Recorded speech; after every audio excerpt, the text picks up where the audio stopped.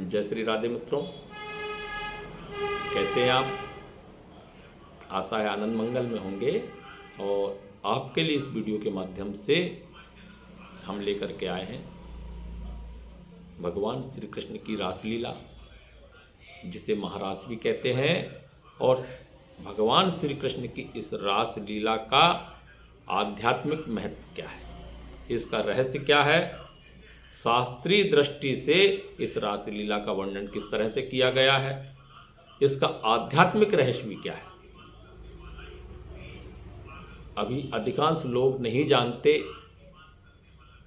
उनके मन में एक शंका होती है कि यदि भगवान श्री कृष्ण योगेश्वर हैं, परब्रह्म हैं, तो क्या आदि रात्रि में वृंदावन में रासलीला करना, पराई स्त्रियों को स्पर्श करना उचित है? तो उनके इसी प्रश्न का उत्तर देने के लिए हमने यह वीडियो बनाई है। और कल्याण के अंक में राधा माधव तत्व के नाम से यह सुंदर प्रसंग भी आया है कि रासलीला का महत्व क्या है। तो प्रयास करते हैं आपको बताने का। हो सकता है आपको हमारी बात समझ में आ जाए और आनंद रस की वर्षा हो जाए। शास्त्र कहते हैं रासलीला जो है वो एक साधारण लीला नहीं है। भगवान श्री कृष्ण की महारास लीला है, एक दिव्य प्रेम सुधा रस का समुद्र है। और इस सुधा रस समुद्र की दो धाराएं, दो ओर से ये दोनों धाराएं आती है, आपस में टकराती है और एक हो जाती है। पहली जाती है, दूसरी आती है, दूसरी जाती है, पहली आती है, पहली लहर दूसरी हो जाती है, दूसरी लहर पहली हो जाती है। इस प्रकार प्रेमी प्रीतम का मिलन की यह अनंत धारा चलती रहती है। नया मिलन, नया रूप, नया रस, नई प्यास और नई तृप्ति, यही प्रेम रस का अद्वैत स्वरूप है। और इसी का नाम महारास है, इसी का नाम महारास लीला है। देखिए, गोपियां जो है वो रस विशिष्ट प्रेम वृत्ति है। राधा रानी मूर्तिमती साक्षात ब्रह्म विद्या है, आराधना है, आराधिका है और भगवान श्री कृष्ण की आराधनी शक्ति है। एक कृष्ण एक व्रती की अद्वैत रस भावना से ओतप्रेत होकर के हृदय के रंगमंच पर संधि स्थानीय श्याम ब्रह्म और तदाकार व्रतियों की धारा के रूप में यह गोपियों का जो नृत्य हुआ है, यही महारास है, यही महारास है, यही महालीला है, यही रासलीला है। और शास्त्रीय दृष्टि से अगर इसकी चर्चा करें तो कृष्ण अस्तु भगवान शुंभम, भगवान श्री कृष्ण साक्षात ब्रह्म है, पूर्ण ब्रह्म है। पूर्ण ब्रह्म के अवतार ही वृंदावन में प्रकट हुए हैं। सत्यचित आनंद है, सद्भाव का प्रकाश है, चिद्भाव का प्रकाश है। और उनकी जो निर्विकार अनुभूति है उपदेशों में तथा आनंद भाव का परिपूर्ण प्रभाव है। और इसी का परिपूर्ण विकास रासलीला में हुआ है। रासलीला एक आनंद प्रधान लीला है जो भक्तों को मधुर मधुर आनंद प्रदान करती है। वेदों में मधु, आनंद, रस एवं सुख के नाम से इन्हीं का वर्णन हुआ है। रास में साहित्य, संगीत और कला यानी कि नृत्य का समन्वय हुआ है और इसी का नाम सत्यम शिवम सुंदरम है। यही पहचान है इस रासलीला की। भगवान भोलेनाथ महादेव गोपेश्वर बन करके बंसी वट के निकट पहुंचे हैं और अपने 3 नेत्रों से भगवान श्री कृष्ण की इस रास महालीला में उन्होंने प्रवेश किया है। आज भी श्री गोपेश्वर महादेव के रूप में निहार रहे। जब कभी आप वृंदावन जाएंगे तो वहाँ पर गोपेश्वर महादेव का मंदिर है, बहुत अद्भुत मंदिर है, दर्शन अवश्य कीजिए।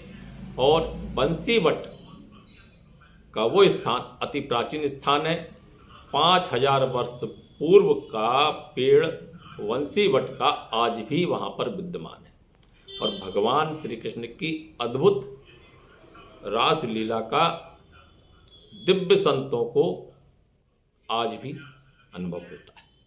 यह वृंदावन की महिमा है। इस वीडियो में आगे हम आपको बताना चाहेंगे कि आध्यात्मिक रहस्य क्या है। तो रास लीला के प्रमुख 3 सिद्धांत हैं। रास लीला में गोपियों के शरीर से कुछ भी लेना देना नहीं, लौकिक काम भी नहीं है, और यह लीला साधारण लीला नहीं बल्कि जीव का भगवान से मिलन है, ब्रह्म से मिलन है, पूर्ण ब्रह्म से मिलन है। देखिए, शुद्ध जीव का ब्रह्मा के साथ जो विलास हुआ है वही रास है। शुद्ध जीव का अर्थ है कि माया के आवरण से रहित जीव, जिसमें माया का आवरण चढ़ा हुआ है वह शुद्ध जीव नहीं हो सकता। ऐसे जीव का ही भगवान से मिलन होता है, और यही ब्रह्म मिलन ही रास लीला है। इसलिए गोपियों के साथ भगवान श्री कृष्ण ने महाराज से पूर्व चीरहरण लीला की थी। चीरहरण लीला में जब बाह्यवर्ण उपाधि नष्ट हुई तब यह रास लीला हुई। जीव और ब्रह्म का तादात्म्य हुआ है इस महारास लीला में। जिस प्रकार वस्त्र आपके देह को ढकता है, शरीर को ढकता है, उसी प्रकार वासना और अज्ञान आत्मा को ढक देते हैं। जब तक वासना खत्म नहीं होगी, अज्ञान खत्म नहीं होगा, तब तक आत्मा के ऊपर से पर्दा नहीं हटेगा। और परमात्मा को इस तरह अज्ञान और वासना हमसे दूर कर देती है। जब तक अज्ञान और वासना का आच्छादन दूर नहीं हो जाता, तब तक जीव का पर ब्रह्म से मिलन कदापि नहीं हो सकता है। वस्त्र हरण जो लीला है, बुद्धिगत वासना, बुद्धिगत अज्ञान को उड़ा ले जाने वाली एक अद्भुत लीला है।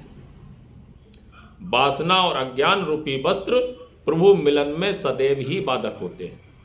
इंद्रियों के काम को हटाना सरल है, किंतु बुद्धिगत काम को निकाल बाहर करना यह बड़ा ही कठिन है। भगवान श्री कृष्ण ने गोपियों के वासना रूपी आवरण को हटा दिया।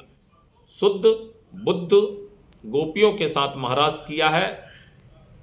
श्रीधर स्वामी जो एक महान संत है, भगवत प्राप्त संत है, उनके अनुसार जो 5 अध्यायी रास लीला है निवृत्ति धर्म का परम फल है। अब ये निवृत्ति क्या है, इस तरह प्रवृत्ति क्या है, संसार की ओर ले जाने वाली वृत्ति प्रवृत्ति है, भगवान की ओर उन्मुख करने वाली प्रवृत्ति निवृत्ति है। तो जो रास लीला है वह निवृत्ति मार्ग की ओर ले जाने वाली लीला है। जो 100 अध्याय 5 अध्याय श्रीमद् भागवत महापुराण में आए हैं, इन्हें पढ़ने से जीव की निवृत्ति होती है। जीव पर ब्रह्म परमात्मा के मार्ग पर निश्चित ही चलने लगता है, इसमें तनिक भी संदेह नहीं है, क्योंकि ये 5 अध्याय ही भगवान श्री कृष्ण के पंच प्राण। पंच प्राणों का ईश्वर के साथ रमण जो हुआ है वही रास है, वही महारास है, वही रास लीला है। वेणु गीत की बांसुरी तो सभी जीवों को सुनाई देती है, किंतु यह जो रास लीला की जो माधुरी है, बांसुरी है, मधुर तान है, यह केवल गोपियों को ही सुनाई दे रही है। रास लीला कोई साधारण लीला नहीं है, भगवान श्री कृष्ण की अद्भुत लीला है। देहमान भूली हुई, देह अभ्यास से मुक्त स्त्री की कथा है। अति अद्भुत लीला है। और देह अभ्यास नष्ट होने पर भी भगवान की इस चिन्मय लीला में जीव को प्रवेश मिलता है। देखिए, जीव का परब्रह्म से मिलन ही रास लीला है और बड़ी अद्भुत लीला है। अंतर्मुख दृष्टि से जीव भगवान के पास जब पहुंचता है तब वे उससे पूछते हैं, मेरे पास क्यों आया है? गोपियों से भी पूछा भगवान श्री कृष्ण ने, अर्धरात्रि में क्यों आई हो? जाओ पति सेवा करो, संतान सेवा करो, रात्रि में मिलना उचित नहीं है।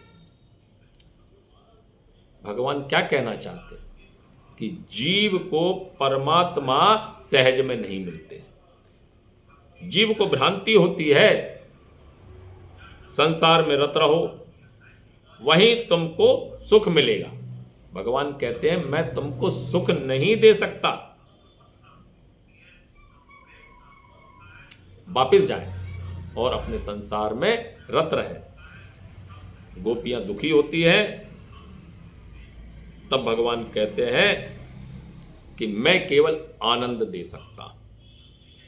देखिए, यहां पर भगवान फिर एक छोटी सी लीला कर रहे हैं कि ब्रह्म जीव को संसार में बार बार लौटाता है, प्रलोभन देता है, माया जाल में फंसाता है।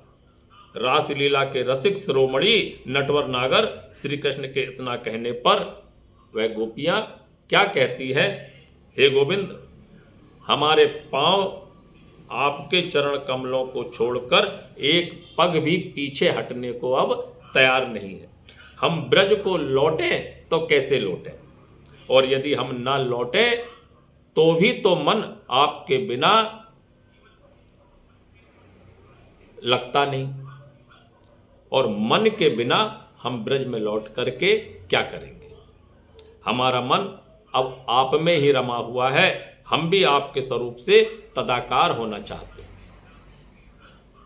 जब यह जीव सोच ले कि हम भगवान से एकाकार होना चाहते हैं, यह मान के चलिए कि उसी क्षण उसका मन भगवान से एकाकार हो जाता है और भगवान उसे अपना लेते हैं। प्रभु ने सोचा कि इन गोपियों का प्रेम सच्चा है, जीव शुद्ध भाव से मुझसे मिलने आया है, और भगवान ने उन्हें अपना लिया। भगवान श्री कृष्ण एक साथ अनेक रूप में हो गए, जितनी गोपियां थी उतने स्वरूप हो गए, और प्रत्येक गोपी के लिए एक एक स्वरूप रखकर भगवान श्री कृष्ण ने रास लीला का आरंभ किया है। मित्रों, हजारों जन्मों का यह विरही जीव आज प्रभु के सम्मुख उपस्थित हुआ है। जीव आज ईश्वरमय हो गया है, और इस रास लीला में वे दोनों एक हो गए। जीव ब्रह्म हो गया, ब्रह्म जीव हो गया, जीव पुनः ब्रह्म हो गया। इस मिलन से जीव और ईश्वर दोनों के एक अति आनंद की अनुभूति हुई। गोपियां श्री कृष्ण तथा भगवानमय हो गई हैं। वे सभी हाथों से हाथ मिला करके रास महारास में पहुंची, और इस तरह से रास प्रारंभ हुआ है। यह तो ब्रह्म से जीव का मिलन हुआ है। इस प्रकार अद्वैत सिद्धांत के अनुसार, अद्वैत सिद्धांत के जो आचार्य हैं श्री सुखदेव व्यास जी ने रास लीला में अद्वैत का वर्णन भी किया है। भागवत में अद्वैत वर्णन के नाम से एक प्रसंग आया है, उस प्रसंग की चर्चा आपसे कभी अवश्य करेंगे, उसकी वीडियो भी अवश्य बनाएंगे। महाराज देखते देखते ही ब्रह्मा जी सोचने लगे कि कृष्ण और गोपियां निष्काम है, तो फिर भी देह भान भूलकर इस प्रकार पराई नारी से लीला करना शास्त्र मर्यादा का उल्लंघन। ऐसा ब्रह्मा जी के मन में विचार आया। ब्रह्मा जी शंकित हुए। ब्रह्मा जी यह नहीं जानते कि रास लीला धर्म नहीं, धर्म का फल है। यहीं पर भगवान श्री कृष्ण ने एक खेल और रचा। श्री कृष्ण ने सभी गोपियों को अपना स्वरूप दिया है, और अब तो सर्वत्र श्री कृष्ण ही कृष्ण दिख रहे हैं। गोपियां थी ही नहीं, सभी पीतांबरधारी कृष्ण हैं और एक दूसरे के रास में खेल रहे। एक दूसरे से इस तरह से रास में भगवान श्री कृष्ण ही आपस में खेल रहे। श्री ब्रह्मा जी ने मान लिया कि यह स्त्री पुरुष का मिलन नहीं है, श्री कृष्ण गोपी रूप हो गए। ब्रह्मा जी ने भगवान श्री कृष्ण को साष्टांग प्रणाम किया है। और यह विजाति तत्व का स्त्री तत्व और पुरुष तत्व का मिलन नहीं, अंश का अंशी से मिलन हुआ है। आज गोपियां श्री कृष्णमयी हो गई और प्रभु रूप बन गई। ब्रह्म रूप हो जाने के बाद ही फिर जीव का अस्तित्व कहाँ रह जाता है। देखिए, रासलीला करने का कारण भी इस वीडियो के माध्यम से हम आपको बताना चाहते हैं। जब हम कृष्ण अस्तु भगवान सोमम कहते हैं, तब यह बात अपने आप स्पष्ट हो जाती है कि कृष्ण कामी नहीं, भगवान श्री कृष्ण भोगी भी नहीं, बल्कि निष्काम कर्म के अधिष्ठाता एवं स्वयं भगवान योगेश्वर हैं। जिस प्रकार उन्होंने ब्रह्मा जी का गर्भ जो है गोवत्स हरण लीला करके समाप्त किया है, अग्निदेव का गर्भ दावानल पान लीला करके पतन किया है, और इंद्र का गर्भ जो है वो गोवर्धन धारण लीला करके नष्ट किया है। उसी प्रकार उन्होंने रास लीला करके कामदेव का गर्भ भी नष्ट किया है। रास लीला श्री कृष्ण की आहादनी जो शक्ति है श्री राधा रानी और गोपियों के साथ की गई एक अद्भुत लीला है, और परस्पर अपूर्व मिलन की यह अपूर्व लीला है। रास लीला श्री कृष्ण का श्री कृष्ण से जीव का ब्रह्म से मिलन है। एको अहम बहु श्याम